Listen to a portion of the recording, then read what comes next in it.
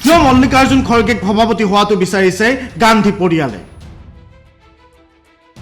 শশী থাৰুৰক লৈ অস্তিত্বৰ সংকটত ভুগিছে নেকি ৰাহুল গান্ধী? থাৰুৰৰ প্ৰতিবাৰ সন্মুখত নিষ্প্ৰভ নেকি গান্ধী পৰিয়াল?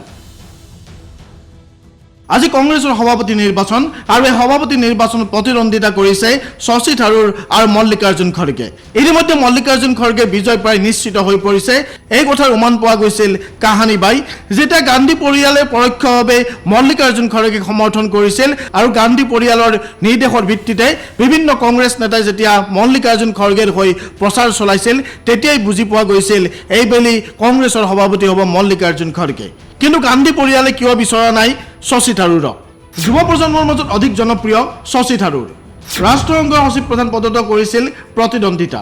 এতিয়ালৈকে লিখি উলিয়াইছে 20খনতকৈ অধিক গ্ৰন্থ। খড়গেক সভাপতি পাতি নিজৰ পদ নিষ্কণ্টক কৰিব খুজিছে নেকি গান্ধী পৰিয়ালে?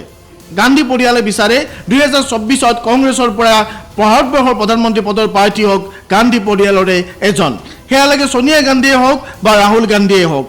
কিন্তু শশী থাৰুৰ যদি কংগ্ৰেছৰ সভাপতি হয়, তেতিয়াহ'লে নিজকে প্ৰধানমন্ত্ৰী পদৰ প্ৰাৰ্থীৰূপে প্ৰক্ষেপ কৰিব পাৰে। কিয়নো শশী থাৰুৰ যুৱ প্ৰজন্মৰ মাজত বেছ জনপ্ৰিয়, বিশেষকৈ ইংৰাজী সাহিত্য পঢ়া প্ৰতিগৰাকী ব্যক্তিৰ বাবে শশী থাৰুৰ এগৰাকী সন্মানীয় ব্যক্তি। শশী থাৰুৰ য'তেই যায় যুৱ প্ৰজন্মই তেওঁক অভিবাদন জনাই তেওঁৰ সৈতে এখন ফটো উঠিবলৈ উঠি পৰি লাগে। যি সময়ত ভাৰতবৰ্ষত বিজেপিয়ে ৰাজত্ব চলাই আছে, সেই সময়ত কংগ্ৰেছৰ এইগৰাকী একমাত্ৰ নেতা যাৰ জনপ্ৰিয়তা এতিয়াও হ্ৰাস হোৱা নাই, আনকি দিনক দিনে বৃদ্ধিয়ে পাই গৈ আছে। এক কথাত ক'বলৈ গ'লে ৰাহুল গান্ধীতকৈ অধিক জনপ্ৰিয় শশী থাৰুৰ, ৰাহুল গান্ধীতকৈ অধিক বুদ্ধিসন্মত শশী থাৰুৰ, ৰাহুল গান্ধীতকৈ অধিক তথ্য সমৃদ্ধ কথা কয় শশী থাৰুৰে, ৰাহুল গান্ধীতকৈ অধিক অভিজ্ঞ শশী থাৰুৰ। তেনে ক্ষেত্ৰত যদি শশী থাৰুৰ কংগ্ৰেছৰ সভাপতি হয়, তেতিয়াহ'লে ৰাহুল গান্ধীৰ প্ৰতি প্ৰত্যাহ্বান হ'ব নেকি? সেই কথা ভাবিয়ে গান্ধী পৰিয়ালে বিচৰা নাই শশী থাৰুৰক।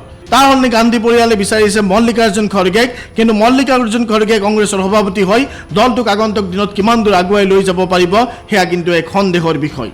শশী থাৰুৰ সভাপতি হ'লে অন্ততঃ ভাৰতীয় জনতা পাৰ্টীক কিছু পৰিমাণে হ'লেও প্ৰত্যাহ্বান জনাব পাৰিলেহেঁতেন। কিন্তু একমাত্ৰ গান্ধী পৰিয়ালৰ কথা ভাবিয়েই, একমাত্ৰ ৰাহুল গান্ধীৰ স্বাৰ্থৰ কথা ভাবিয়েই এতিয়া কংগ্ৰেছীসকলে ভোট দি বিজয়ী কৰিবলৈ ওলাইছে মল্লিকাৰ্জুন খড়গেক। সেইকাৰণে এতিয়া প্ৰশ্ন উত্থাপিত হৈছে, খড়গেক সভাপতি পাতি নিজৰ পদ নিষ্কণ্টক কৰিব খুজিছে নেকি গান্ধী পৰিয়ালে? ভাৰতবৰ্ষৰ যুৱ প্ৰজন্মৰ মাজত শশী থাৰুৰৰ এক বিশেষ জনপ্ৰিয়তা আছে। হয়তো শশী থাৰুৰে এনেকুৱা এগৰাকী কংগ্ৰেছী নেতা, যিগৰাকী কংগ্ৰেছী নেতাৰ আটাইতকৈ জনপ্ৰিয়তা আছে ভাৰতবৰ্ষৰ যুৱ প্ৰজন্মৰ মাজত। শশী থাৰুৰক বাদ দি তেনেকুৱা কোনো কংগ্ৰেছী নেতা নাই যি জনপ্ৰিয় হৈ পৰিছে ভাৰতবৰ্ষৰ যুৱ প্ৰজন্মৰ মাজত। আৰু সেইবাবেই এতিয়া শশী থাৰুৰক কোনোপধ্যে সভাপতি পদত অধিষ্ঠিত কৰাব নিবিচাৰে গান্ধী পৰিয়ালে।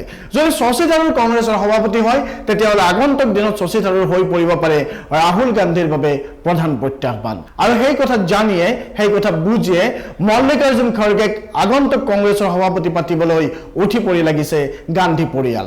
আৰু ভবামতে কাম হ'ব, গান্ধী পৰিয়ালৰ নিৰ্দেশত বিভিন্ন কংগ্ৰেছী নেতাই মল্লিকাৰ্জুন খড়গেৰ হৈ প্ৰচাৰ চলাইছে, মল্লিকাৰ্জুন খড়গেৰ হৈ মাত মাতিছে, আৰু পৰৱৰ্তী কংগ্ৰেছৰ সভাপতি হয়তো মল্লিকাৰ্জুন খড়গেই হ'ব, সেয়া নিশ্চিত। কিন্তু শশী থাৰুৰে হাৰ মৰা নাই, শশী থাৰুৰে যুঁজ দিছে, আৰু যুঁজি যুঁজি এটা কথা ক'বলৈ বিচাৰিছে, সুযোগ পালে তেওঁ সলনি কৰি দিব পাৰে ভাৰতবৰ্ষৰ ৰাজনীতি। ধন্যবাদ। চাই থাকিব প্ৰাগ নিউজ ডিজিটেল।